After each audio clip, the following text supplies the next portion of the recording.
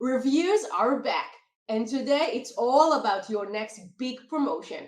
Three product league mentors are going to join me on this stage to review actual product management promotion artifacts, the how to, the tips, the tricks, what not to do, and all the things that you need to know in order to climb up the ladder the right way. I hope that you are ready because we're just about to start. But before that, we really want to get to know you better. My name is Maria Cassis. I'm the founder and general manager of Product League, where we help you to become the best product manager you can be. Product League is an international mentoring program for product managers by product managers in 30 countries around the world. And now it's time to get to know you better. So please go ahead, wherever it is that you watch us right now, Facebook, LinkedIn, and YouTube, in the comment section, tell us who you are, where you're from, and what is your biggest question when it comes to getting promoted. We are here to give you all the answers you need. We're just about to start, and it's time for us now to meet our speakers for today. First to the stage is Martín Lazarga de Maria, Group Product Manager at Frequence and Product League Mentor, joining us live from California. What's up? What's up? How's it going, Moria? Excited to be here. Excited to have you back. It's been a long time, too long, if I may. We missed you here. How are you today? I'm fine. I'm super excited about to talk, like on this specific topic. I think it's very on point for a lot of PMs, and hopefully the audience gets a lot of good insights today. Absolutely. Can't wait to learn from you and with you. Love the excitement and the great spirit that you bring to our floor. And what do you say? Shall we meet Alex, our next speaker? Let's go. Say hello to Alex Corral from Massachusetts, Senior Product Director at Conservation Labs and Product League Mentor. Hello. Welcome to our floor, the orange floor. What's up, Alex? Hello, Maria. Hello, everyone. Happy to be here. Happy to have you here with us today. I can already say that although this is your first time with us on our stage, I know that there is going to be like the second and the third time coming, and I can't wait to hang out here with you today to talk some product management. Likewise, Maria. I will be happy to share my knowledge and talk about this very important subject for all of us. Exactly. Super important, super critical, and super relevant. Can't wait. And now I think it's time to call Ashley to join us. Are you ready? Let's do it. Exactly. And last but not least, get ready to learn from Ashley DeGianelli, Lead Product Manager at Meetup from Maryland, United States. I missed you. What's up? How are you? Excited to be back. Happy to have you back with us, especially talking about this a little bit of a juicy topic. This is going to be a very interesting one, promotions. And I think it's going to be super interesting because your special angle, if I may to say of course, it's like the product career life balance aspect of things. And I think it's so important to have someone with your critical mindset of how to do things the right way when we're talking about promotions, and we are going to have some really juicy stuff to talk about today. Yes, I'm very excited to bring my my perspective. Very excited to have you back with us. Thank you for joining us today. It's time to bring Martín and Alex to join back.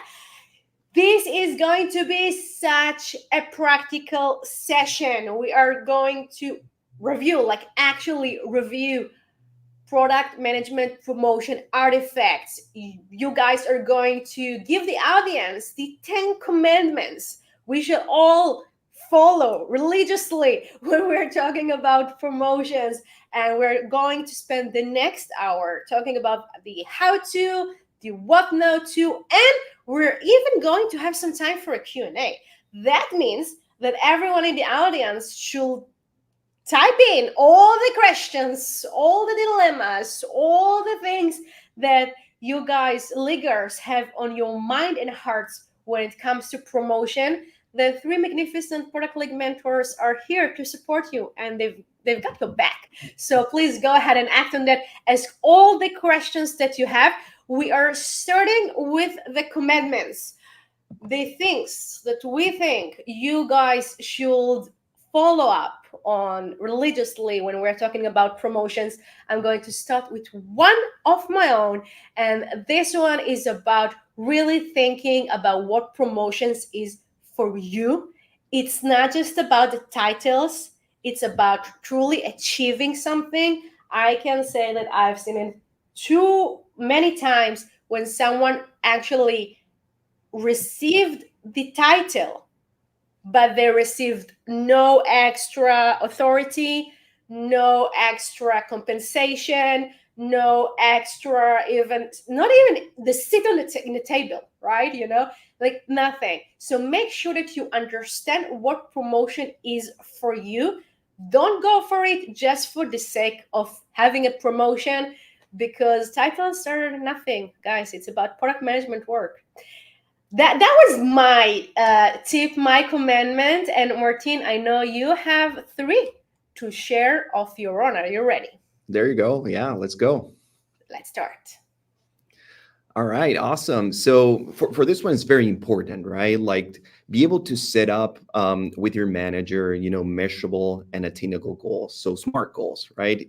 During every batch where I work with my my mentees, we always talk about and we always start about the SMART goals. So same applies for your career, right? Like I think it's very important to discuss this with your manager. Try to set up things that are going to be attainable, things that are going to be focusing in, trying to get better, in specific product management qualities. But at the same time, if you can, or from my perspective, my recommendation, try to set up some, SMART goals that are associated to delivery of like initiatives you want to work, impact you want to, like deliver for the business. Loving it. Pardon. All right. So provide clear, transparent, and foster this, very collaborative culture with your manager. I think it's very important for both sides, to be able to discuss about which are, the areas of improvement. Try to, at the same time, keep this consistent over time. After each session, be able to set up, like a next follow-up with very specific, actions to review and work forward. So it's always about, generating that culture of continuous improvement with your manager. So last but not least, I think this one's it's super interesting, like always find opportunities to be visible to key stakeholders. Those, everything you can tell, everything you can show to your manager, of course, is from my perspective, part of the, meet expectation, on your current, role, but be strategic, be able to bring up stakeholders could actually, put a word for you, could actually advocate for you. So make your work, speak by itself, using other stakeholders, to put a word and, like a praise in your behalf. Wise words, Martin. Thank you very much. And actually, both Ashley and Alex are going to touch a little bit upon this idea of being visible and showing your work around. Thank you very much. Alex, are you ready? Yes, I am. Let's do it. And visibility, it's everything that we are doing. So, identify promotion opportunities. We all need to understand if there is a path for promotion, if the organization is ready to promote us, if there is a new department, a new opportunity for someone to come up with higher role, like a director role, and work on this level. So unless the organization is ready for it or created a path for you, it will be hard to find the right way of doing forward. Cultivate rapport with higher ups. It's not only about our direct manager. There is a lot of forces, moving forces inside the company. It's very important to show you value to other managers, managers of your managers, not only on your product department, but also on engineering, marketing, and other cross-functional teams. You need to build yourself. You need to show your value to others, and it will also allow you to better learn about the business and what they're expecting from you once you will be ready to jump to the next stage in your career. That's actually a really important one because, part of the idea of climbing up the ladder is actually to have more frequent meetings and even work with people from other departments that have to do with product management. So unless you start doing that not on day one, but a few days before that, you won't be ready. So thank you, Alex, for mentioning that. And this is your third commandment. Yes, and my third, to operate strategically and prioritize business impact, are talking about the same. You need to understand how your new role will fit the business. You need to create those roles. You need to help the business to understand your value. So by building it across different organizations, showing the value that you can bring to the table, working with other teams, helping facilitating team growths for other team members inside product and outside product. That's your ladder up. Loving that. Thank you very much. Ashley, are you ready? Ready.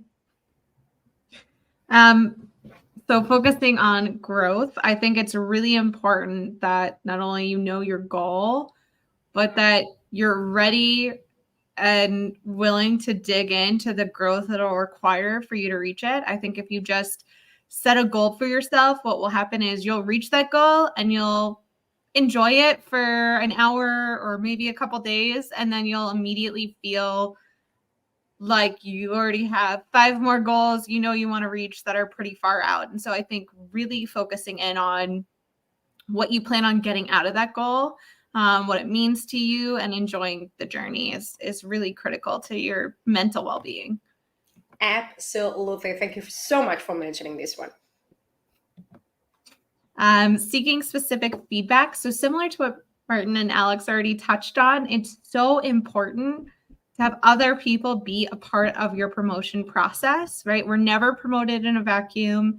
The higher up you are, the more likely there's a lot of cross-functional input into those promotions, especially as you become more senior in an organization, because your impact will be more than just to your immediate team. And so I find a good way to start building those relationships is if you're in a meeting with someone and you presented or there was a tough conversation, you just say, hey, what is one thing that I could do better for next time? That shows 2 things to those leaders. 1, you want feedback. You're asking them to deliver it to you straight.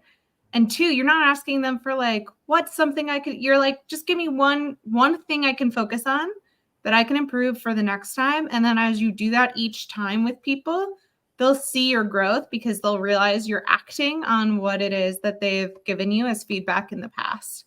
It's a beautiful tip. It's a beautiful one. Yeah. Smart one. Thank you so much, Ashley. And then this one's for managers, really, but also for you to be aware of. You need to be empowered in your own development process. So you are responsible for your personal career development.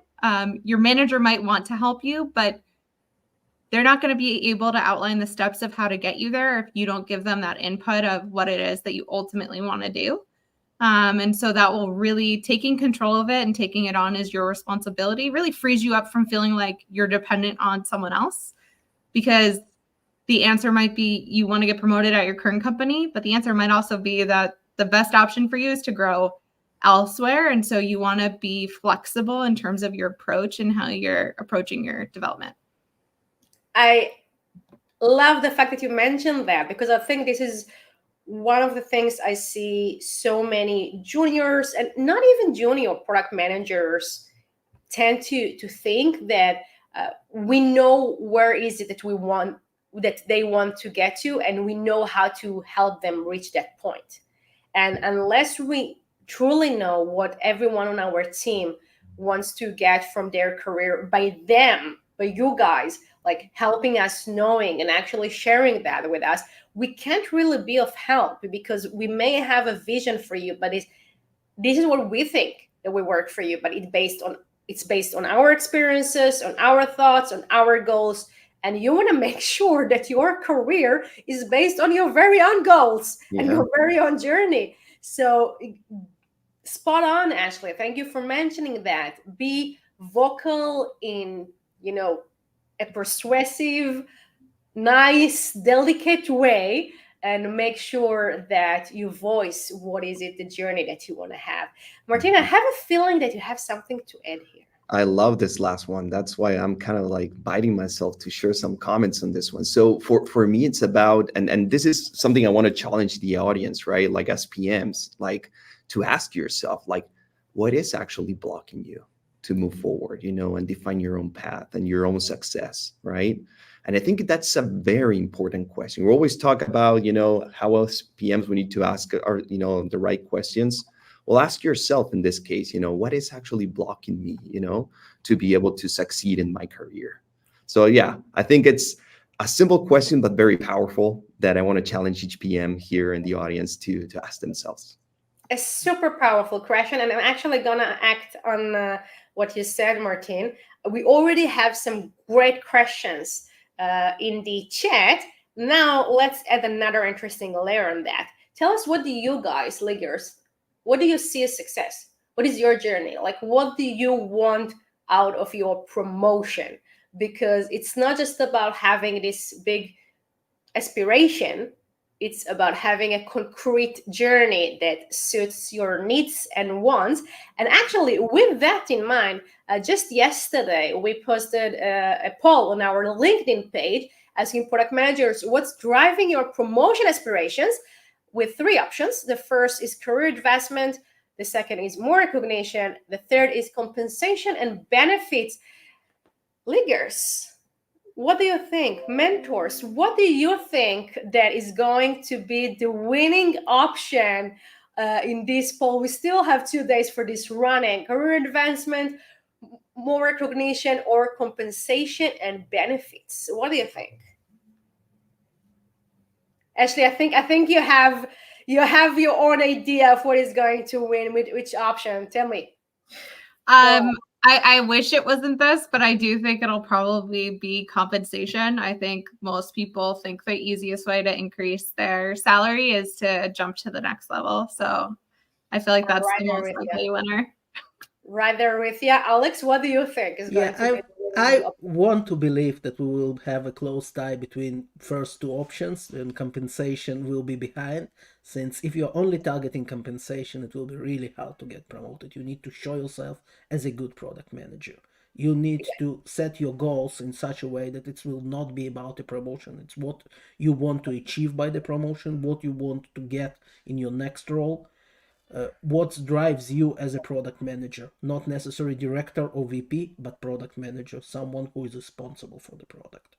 And what gets you moving that day when you have like too many meetings, too many people to manage, too many bugs, too many issues, and you're just about to take a flight to the other part of the world to take care of stuff? Yeah, money is not everything, absolutely. Martin, what do you think that will be the winning option?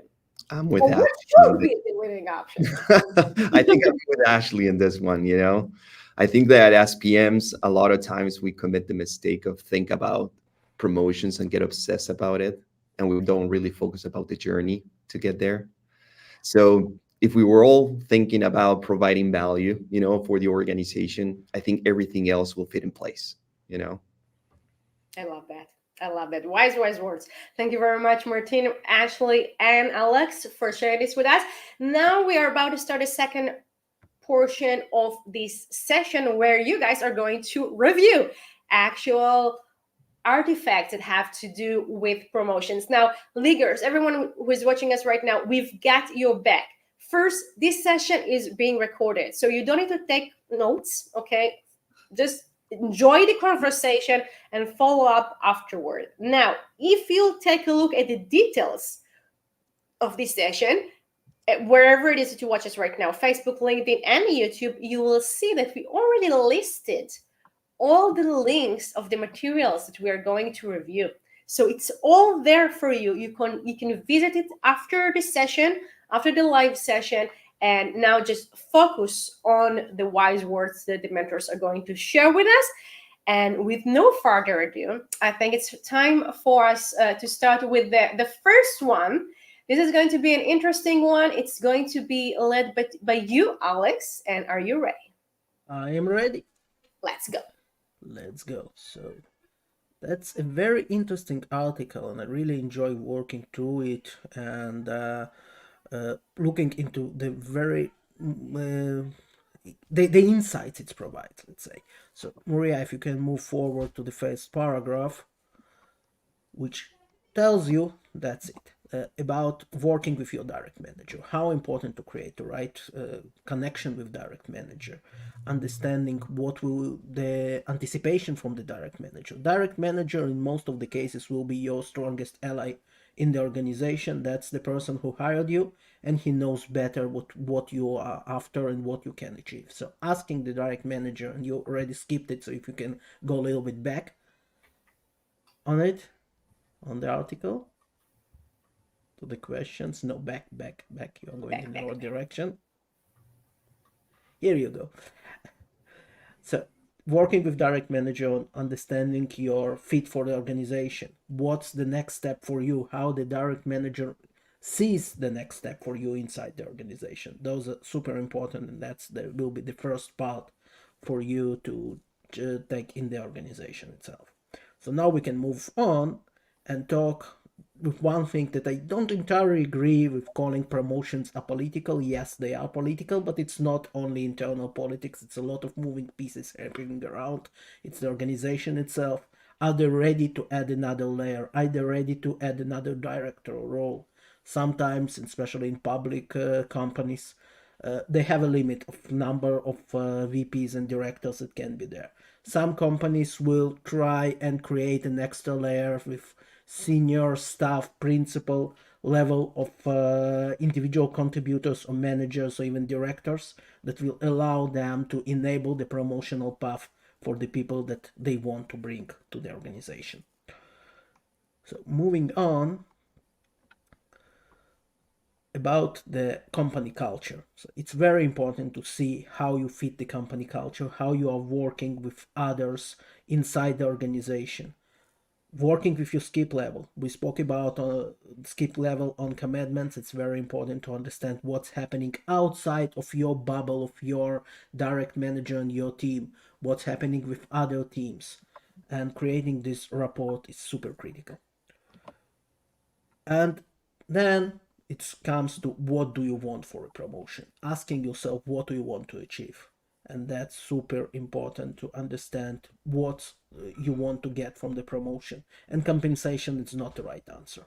You need to be ready to the next level. You need to understand what you want to do. If you are ready to manage a team, how you will be managing a team of product managers.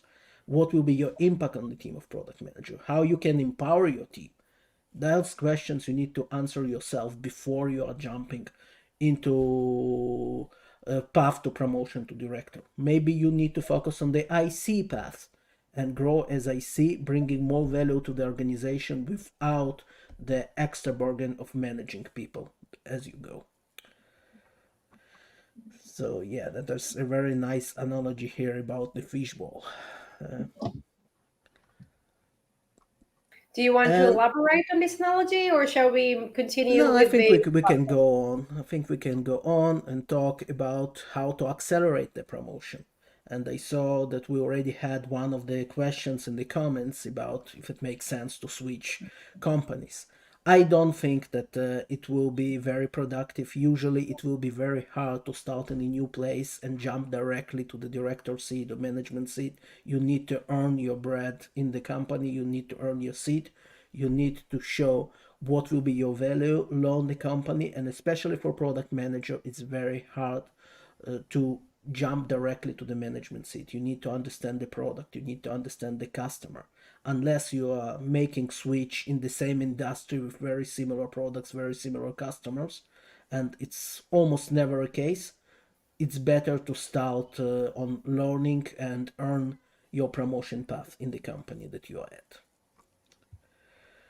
And then we can move on to the mistakes. And one of the huge mistakes people often make is being motivated by money, motivated by compensation. It should not be the case, and it's very obvious for the manager, and people who are only motivated by compensation will usually be not part of the promotion. And sometimes being director is not necessary higher compensation. I can talk from my own experience. I prefer to be someone who takes decision even for less compensation than being IC who lives in their own bubble and focus on the things that have some impact on the business but not calling the shots. So it's come back to the question, what do you want to achieve? And asking for the promotion. People who are coming to their managers and constantly asking when I can be promoted, how can I promote it, how can I get to my next role, that will not fly. You need to show your value.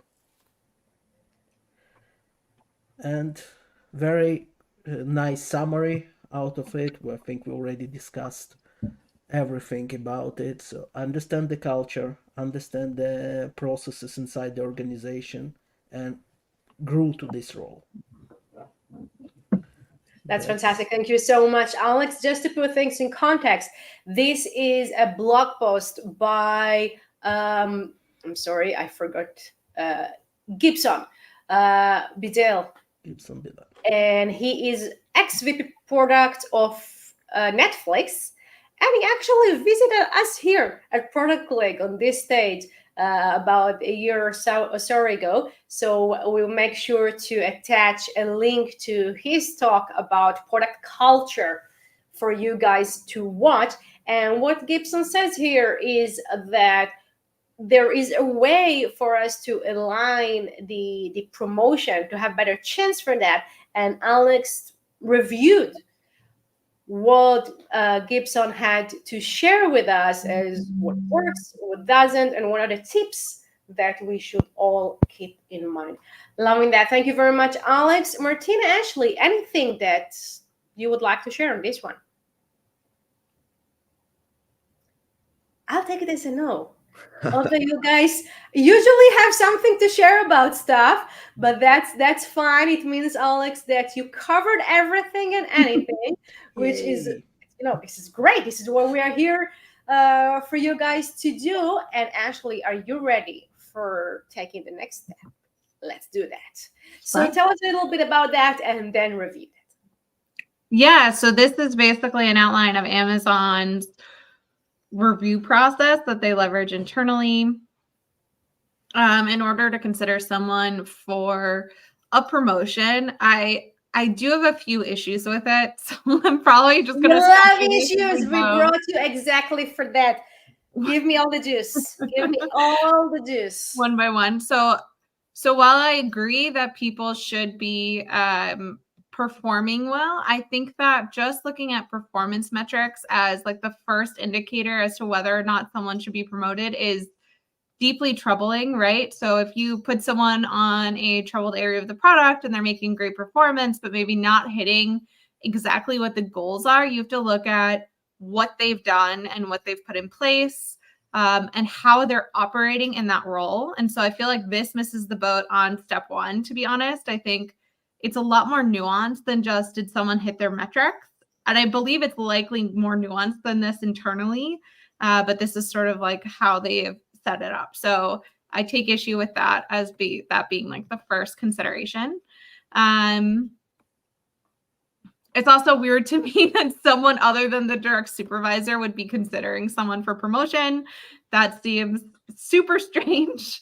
I would assume it would be the manager doing this at step one and sort of evaluating their team. That's sort of more along the lines as I've experienced it.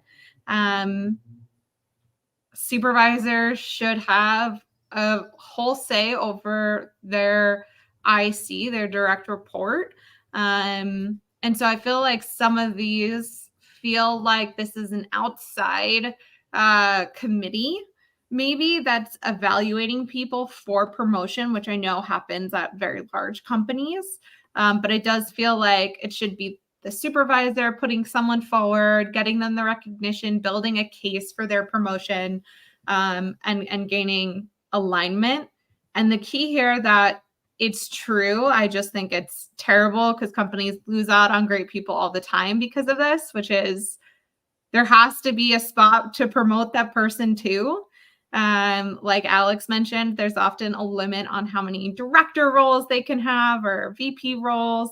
And so because of that, your growth maybe happened because of timing and not because of your ability or what you're showing to the organization. And I just think that that's a huge miss on organizations' parts. And I think- actually, I'm sorry for interrupting, but No, it's actually, fine. it can work both ways. Both are wrong when the company, the management, higher management have like in mind that we have to make 4 people direct group, whatever Right. that it is, and then 4 people receive the promotion, although not all the 4 people should actually receive that. And it can go the other way around, as you said, when there is like a super talented candidate and they would just stay there in their seat and they won't climb up the ladder just because the timing is off.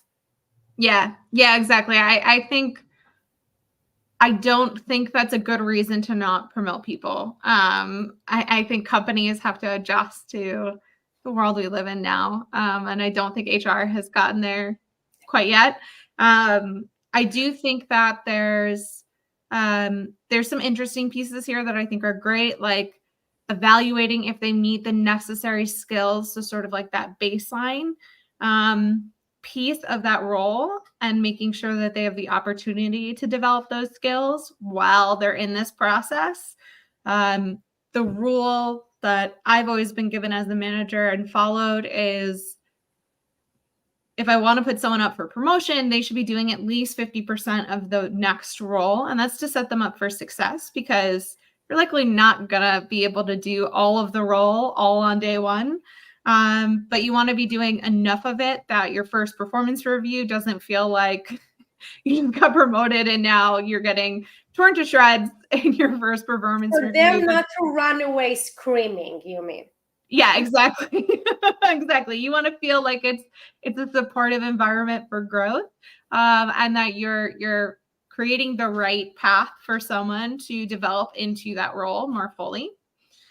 Things that I loved about this is not just the approval process being clearly defined, and so if you're getting put in for a promotion, you understand that there's like a report that's going to happen. There's scheduled meetings. You get a meeting saying you're being considered for a promotion. And then you sort of are talked through the benefits and responsibilities. I think that's often skipped. And so people get promoted and then they have maybe these responsibilities that aren't well advertised. And they're like, what is this? I've never been responsible for this before. How did that happen? Yeah. Yeah. And then the last piece that I loved was orienting the person who was just promoted into the role. I think a lot of times you're promoted and then you're just sort of like jumped into this new role and sort of left to your own devices. And I think tracking the performance is also a great thing. So treating it almost like a new hire, right? Like your first 90 days at a company, you usually have a lot more touch points and a lot more interactions and feedbacks with people.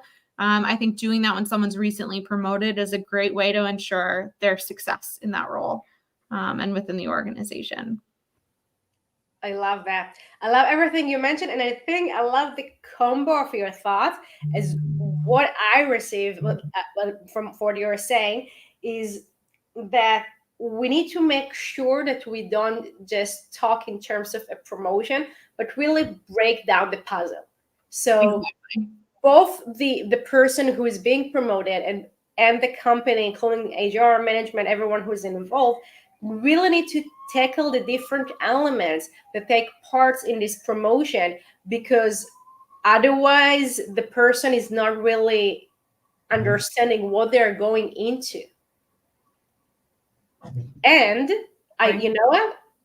I think I like how it all comes together. You said wonderful thing that you know, like the fact that companies not necessarily give the promotion to the people who actually deserve to receive that just because of timing. I think it goes back to the poll that we talked about, we discussed earlier, because companies, traditional companies, which let's say it's like 99.9% of the companies around us, think about promotion necessarily in terms of either like the title or the compensation or the mix of the two.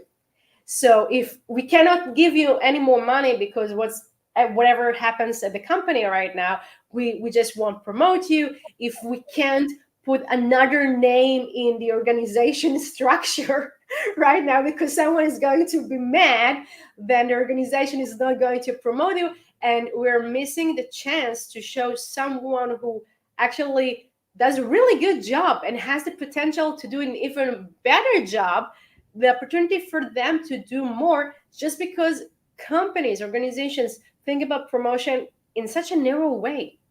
And it's not just about that. It's about much more than that. And we have all to make sure as product managers that we know what is it exactly that we want to receive out of the promotion, and not just talk about that in terms of compensations and higher titles. Alex and Martin, anything to add on what Ashley said about the Amazon employee promotion process? Yes, I will be happy to contribute. Go ahead. Interesting Keep that in mind. document, and the way of they did it, and it kind of reflects some of the long-running experiment that they had with disconnecting between compensation and management level against product level, and there are levels, different levels for PMs happening, and you can be on certain level and just be eligible to get promoted to the management work and still continue doing the same job that you did before with the previous level or even 2 levels before. And I actually really like their attitude of trying to get 360 degrees review for the employees who are up to promotion. So it's not just about direct, it's not just about product people, it's trying to collect feedback across the organization, and that's something that I truly believe in, and try always to collect feedback about myself and about people in my group. Then I'm thinking what will be the next step for them. And we're going to talk a little bit about 360 feedbacks in just a few minutes. So thank you so much, Alex.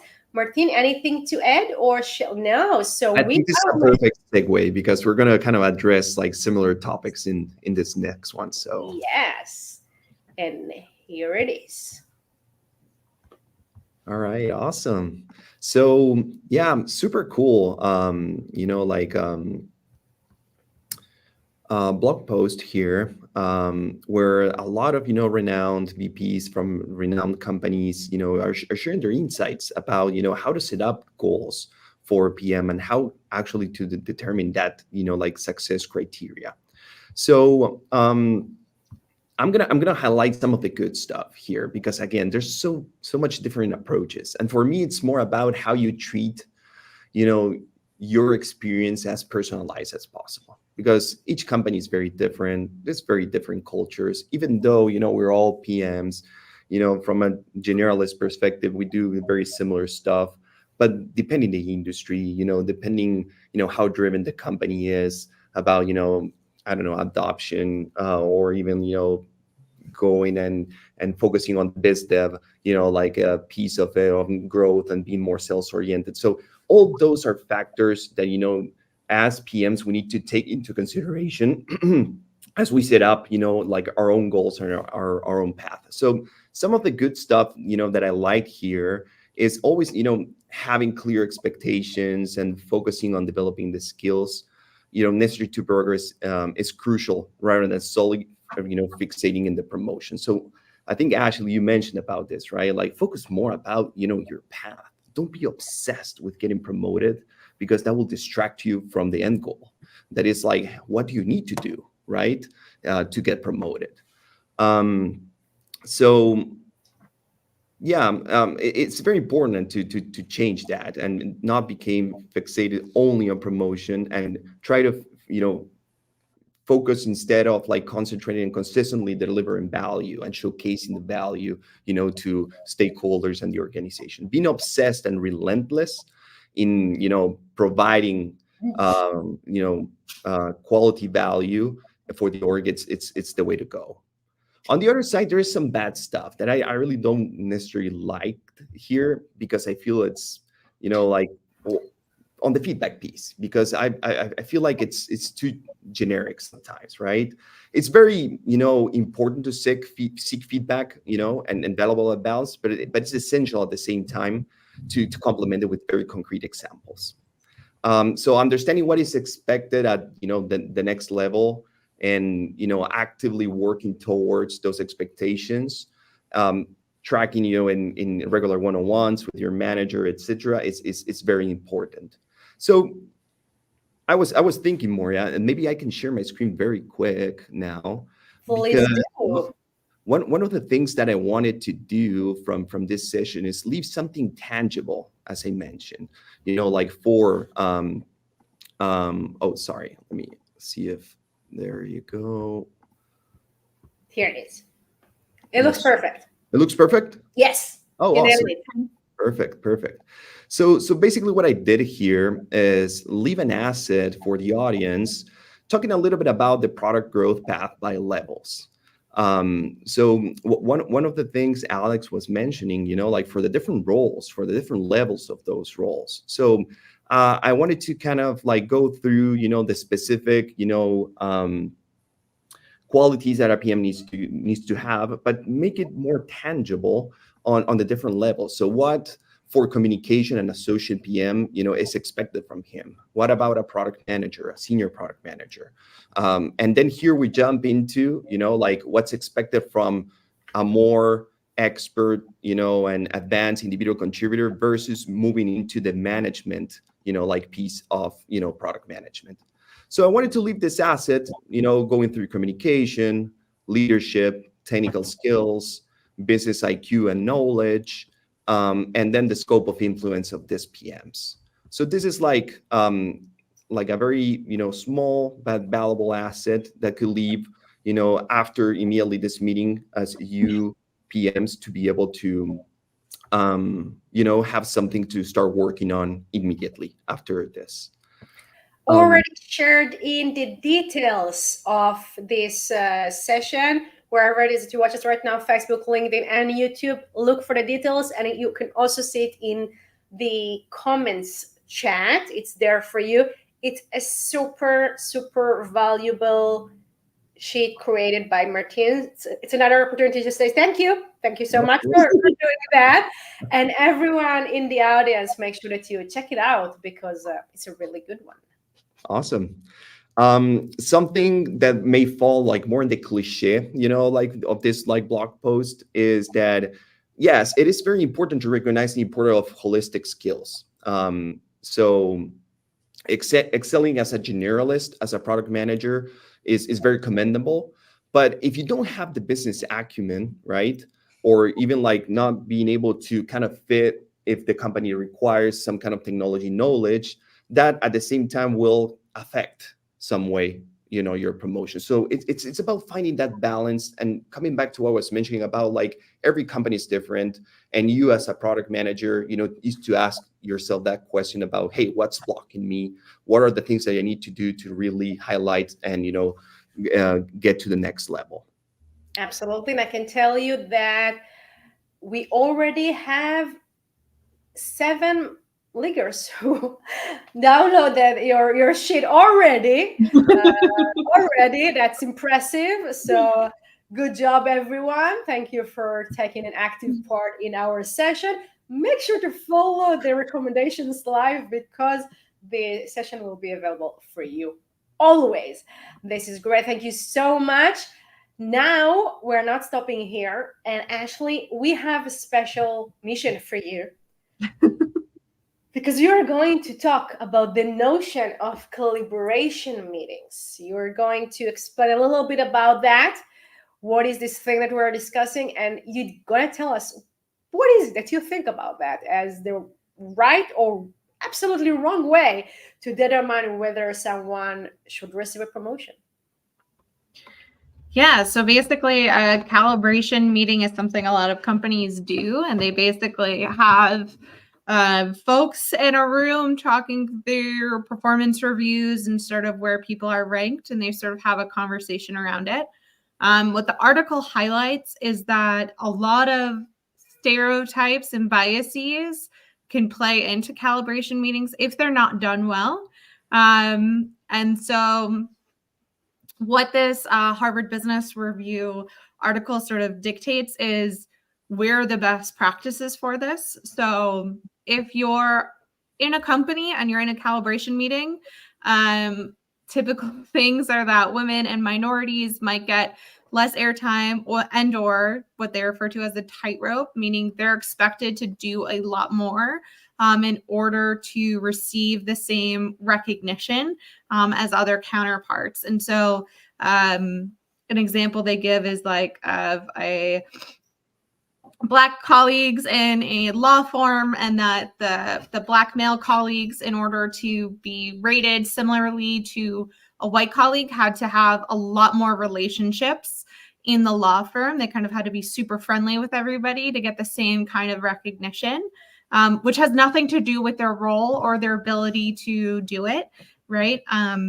So I think the interesting thing here is that they define a successful calibration as requiring managers to focus in on key skill sets and being able to rate people against those skill sets so that you eliminate as much of those biases as you can.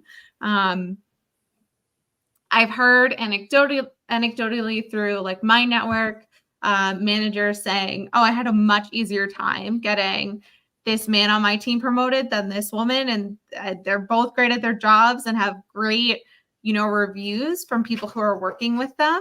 But just the conversation to have that promotion was a lot simpler for them, for one gender versus the other, despite performance being pretty equal.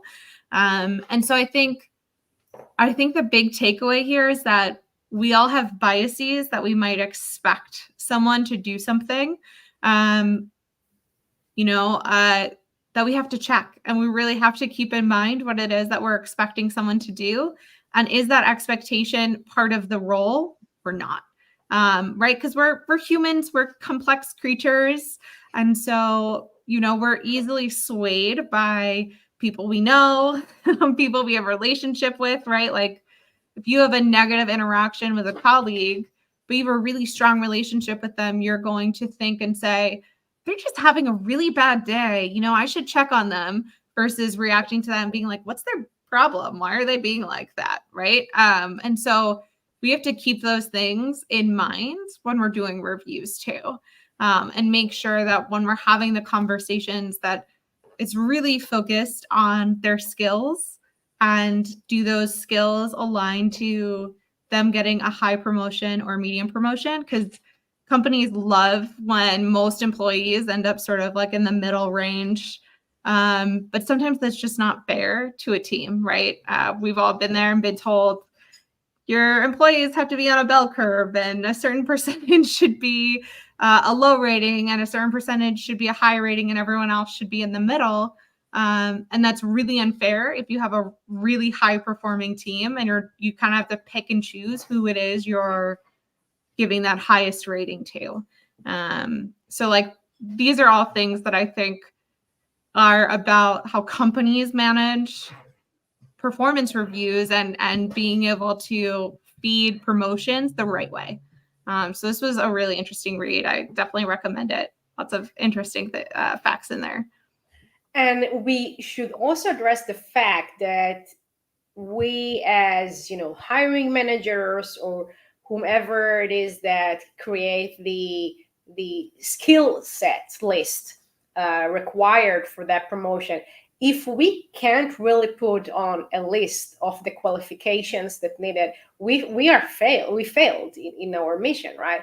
Like, it's not just about having nice like meeting over lunch and calling everyone to join and discuss a few candidates. It's about truly having an understanding of what are the qualifications, what is the type of person needed in order to have success in that role that we are opening. And unless we do that, it's on us. It really is on us. Thank you so much, Ashley, for that. And now, guys, everyone in the audience, I have a small request of you guys, a small favor to ask you. We all know how the algorithm works. So please stop what you do for like 1 second, and wherever it is that you watch us right now, hit the like button. Choose to subscribe to watch all the magnificent other webinars that we have on our channel. You can see more of Ashley, more of Martine, and soon to be more of Alex as well, and other great mentors. All the information, all the tricks, all the know-how that you need in order to succeed as a product manager. Really great webinars for you guys to watch. So hit the like button, subscribe, follow us, and it's going to be awesome. Now, Alex, this is your turn. Are you ready to discuss some tips on effective ways to show value as product managers? Let's do it. So this is a very to the point thread on LinkedIn, just so everyone have some context.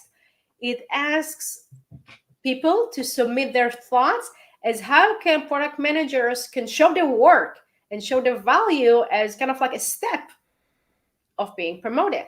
So go ahead, Alex, the stage is yours. Yeah, before we are jumping into talking about tools to being promoted, I want to say a few words about this LinkedIn idea for people to collaborate on the articles. It sounds good, but on the other hand, there is a lot of people who just came in with ChatGPT and bring in not very good organized threads and add in the things that are completely irrelevant. So the idea was good, the implementation, they should continue working on it.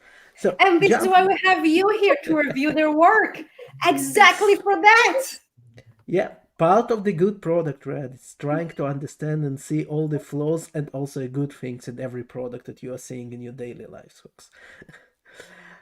So, talking about this particular article, they have a list of, I believe, 6 different tools that can be in every toolbox for product manager. Not everything here are relevant to the craft of product management, but those necessary tools that need to be part of it, and the necessary tools that can bring us a success as product managers.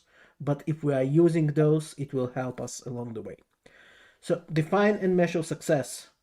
The most famous KPIs, and yes, everyone likes to see measurable results and measurable indications, something that we can see and measure our success as we go. But it's also important to know that not everything can be measured, and your soft skills and your ability to communicate and ability to present and working with the teams and satisfaction of the teams and even satisfaction of your customers, although there is a lot of different ways to measure it, it will not be 100% accurate. So while you are focusing on KPIs, also remember about other soft things that are not that quantifiable as others. So let's move to the second one. And communication and collaboration. Super important. You need to know how to communicate things both internally and externally. And internal communication is not less important than external. As a product manager, you need to drive by example. You need to bring people with you and show the internal teams what you are trying to achieve. If the internal teams will have no idea what you're trying to achieve, you will fail as a product manager. So we can move on. Learn and grow. If there is a product manager who is not curious and don't set themselves as a challenge to always learn something new, they probably choose the wrong profession. We are all very curious and they need to know more and learn something new every day. So I encourage you to learn, and learn. And next thing, there is a deliver and improve. So that's kind of comprehensive, because on one hand, yes, product manager need to be responsible and accountable for delivery. Responsible is not the right word, but accountable for deliverables. But there is a lot of project management craft, and if product managers got kind of is dealing primarily with deliverables, probably they are part of the feature factory and they need to find their way out and try to do more successful in product craft than just delivering things. Having said that, we need to be accountable for deliverables and understand what we are delivering, how we are improving the process, and help improving the process. And the fifth thing they had, it's advocate and evangelize. I already spoke about internal communication, so it really connects to communication, and it should work both internal and external. Internal is super important here. You need to build the understanding of what we are trying to achieve, internal with the team and external with your customers. Absolutely. So that's what they had here. And what do you think overall, if you will have, to choose within recommending or not recommending this thread to one of your colleagues, one of your teammates, what is your point of view on this one? So you need to take it with grain of salt. So all the titles and the input, the one paragraphs that LinkedIn was adding eventually are good. Some of the comments are pretty decent and indeed explain the experience, but many of the people who contributed seems like to be on the aspiring level for product manager on early stages career, and it seems from their comments. So there are some good comments over there, but not all of them. That's my opinion. Thank you very much, Alex. That was great. Martin, you're last but not least with another artifact that we're going to review. This one is about the notion of the 360-degree feedback method.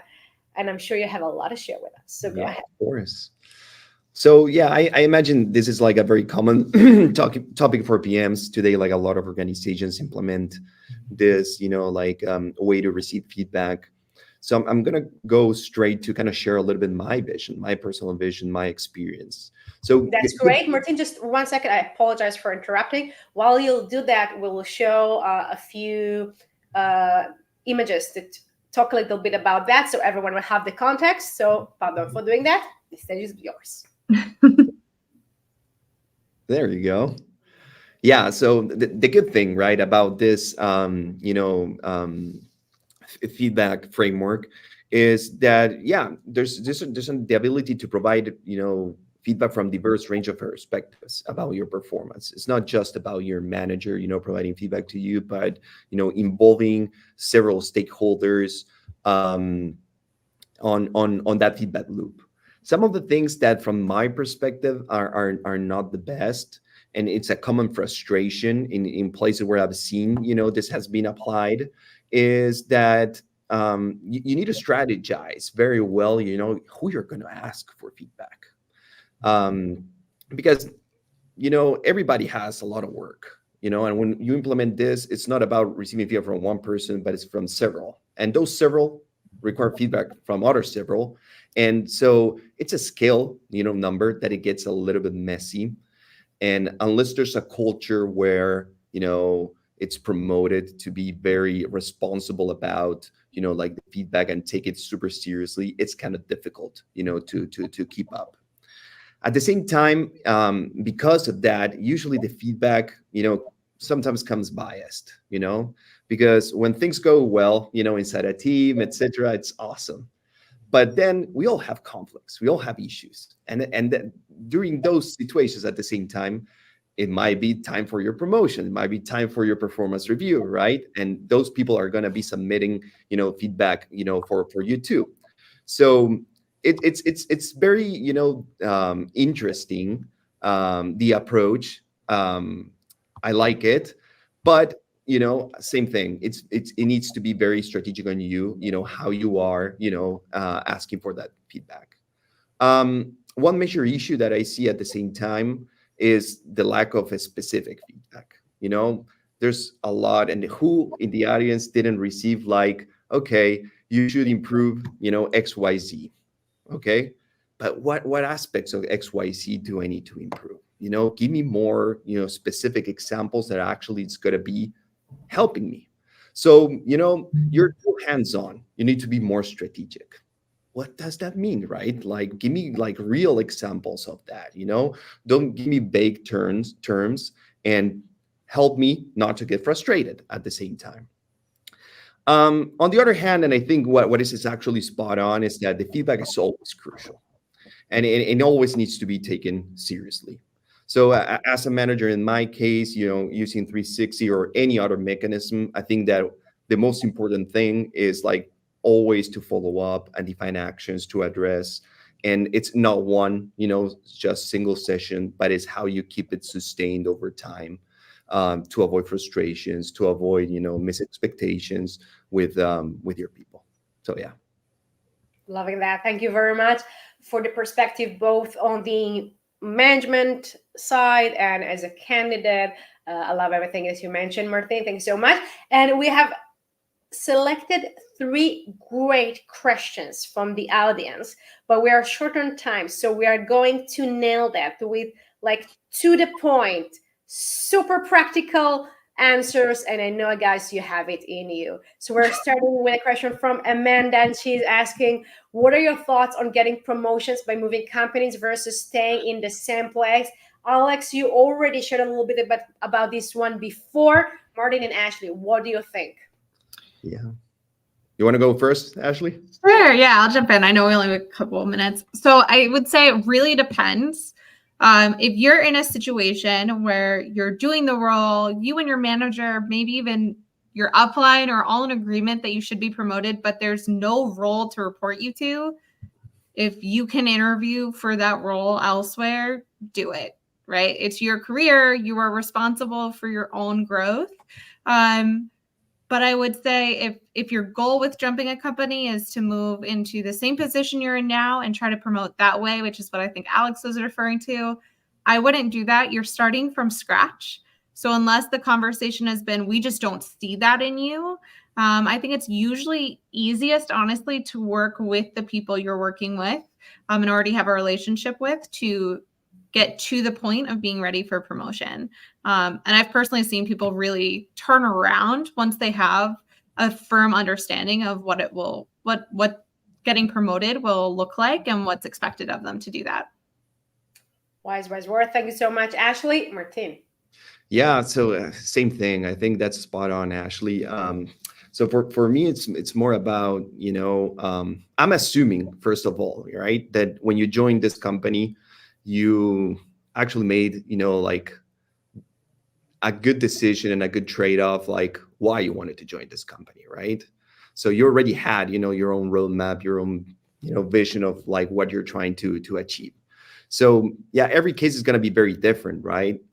So what is blocking you, to be able to grow here? And if there is blockers that are related to structure-wise or regarding, like, hey, I joined this job, but I don't see really a path forward. This is not really exciting me. Like there's other stuff that exciting me. So switch jobs. Totally. I think you need to kind of like look and focus on your path again and not getting obsessed on just getting promoted, but, being happy doing what you do.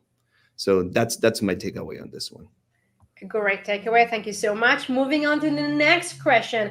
This one comes from a LinkedIn user asking, how can we foster a culture of continuous learning and improvement among product managers to prepare them for higher roles? So both on the management aspect, if you are a manager, and also if you have a small take just as a product manager in the way that you build the company culture, what is it that we do that make things better in the long run, improving the way people are prepared for promotions?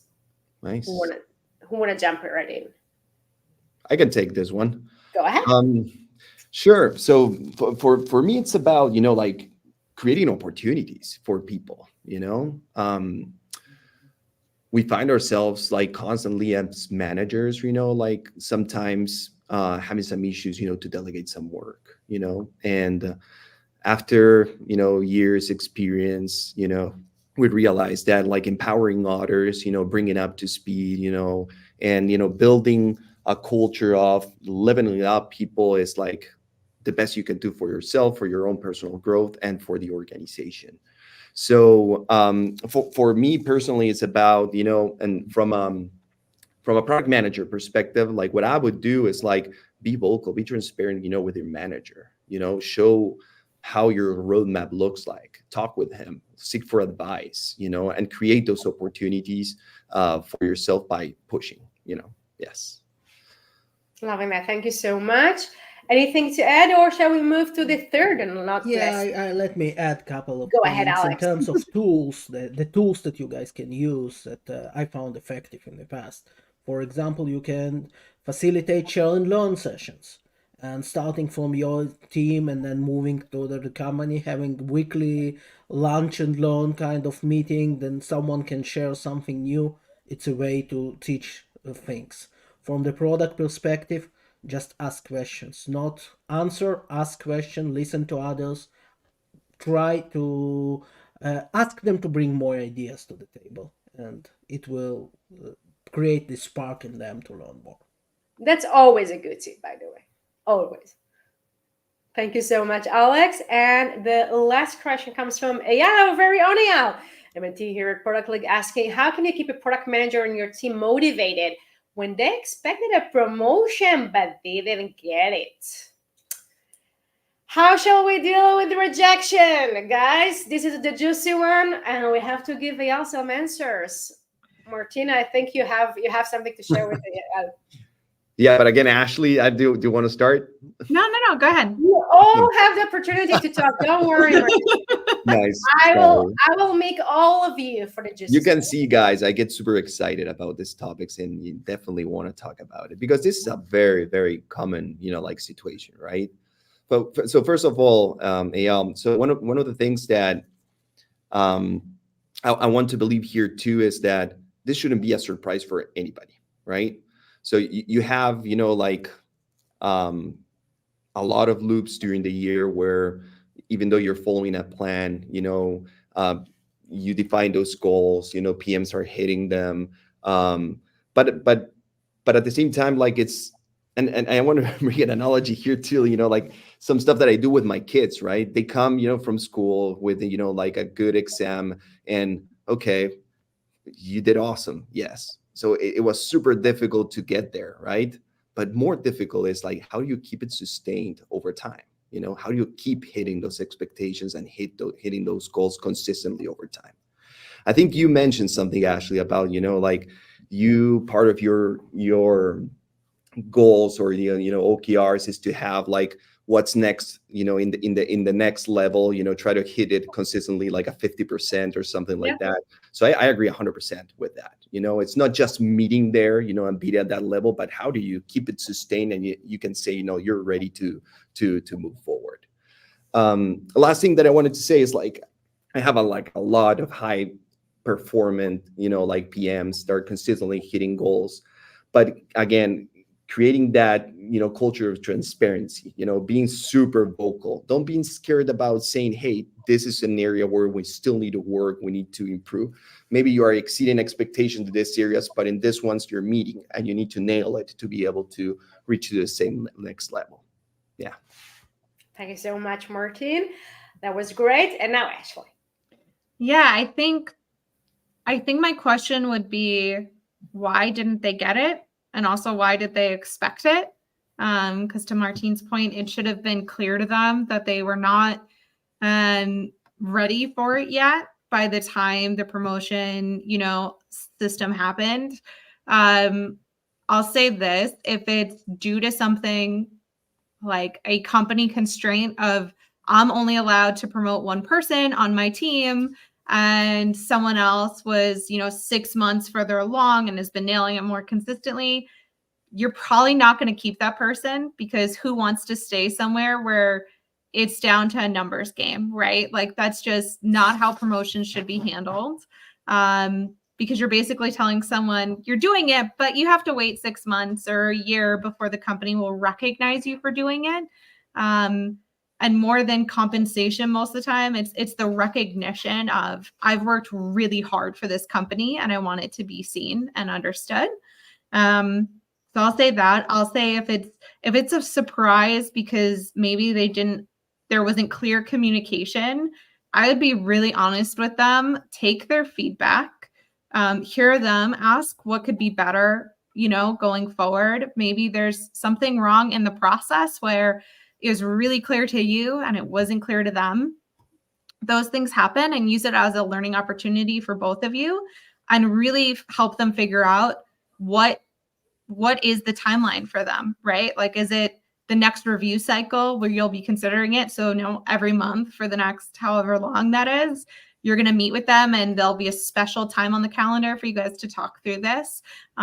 Those are things that I've seen help in the past when someone gets demotivated because they expected promotion, didn't get it, don't understand why. Having that clarity, and clarity is kindness. So even if it hurts to say it, if it's something where they're trying really hard, but it's just not quite right, for you to put them in that position, you need to give them that feedback, even if it might hurt in the moment, because that's the only way that they'll grow, is if they understand where the issue is. So I would be really clear. Are you saying that user experience is a key? That we Always, actually right? need to know where we're heading to and have no surprises in the journey. Yeah, I think we will agree with you on this one. Wise words, Ashley. Thank you so much. Alex, anything to add? Either on the management aspect of things or just as candidates? Yeah, I think that Ashley and Martin nailed it and spoke a lot about different issues that potentially can happen there. So I can just emphasize once again how important it is to listen to the feedback as a product manager and try to identify what are your gaps and work with your manager on the right path for the promotion. So you can set different stages and understand what you need to achieve in every different stage before you will be ready to promotion, so it will not come as surprise. And even if the organization is not ready to promote you because they don't have enough management positions for it, but building yourself and preparing yourself and starting to do things that are more aligned with your next role will help you both keep you motivated and setting you up for the promotion in the next cycle. Absolutely. Thank you very much for that. And I remind everyone in the audience that we are waiting for you to take part in our poll. Go to our LinkedIn page and let us know, because we are curious to see what you guys choose as what drives the promotion aspirations that you have. Alex, Martine, and Ashley, I had the best time having you on our floor. How was it for you? Hey, likewise. This was awesome. Yeah. Thank you so much for sharing your tips, your tricks, your experiences, your thoughts with the audience here. Hopefully, not just the audience will be able to listen to this webinar, but also the managers of them. You can always send a link to your boss, asking them to view the session, so they will be in the loop of how promotions should take part in the organization. I love having these conversations with you. Thank you so much for sharing these tips with the audience. We're not stopping here, because next week we're going to review some interview preparation methods for product managers. Ashley, you're going to come back next week. Same time, same place. We're not going to let you go nowhere.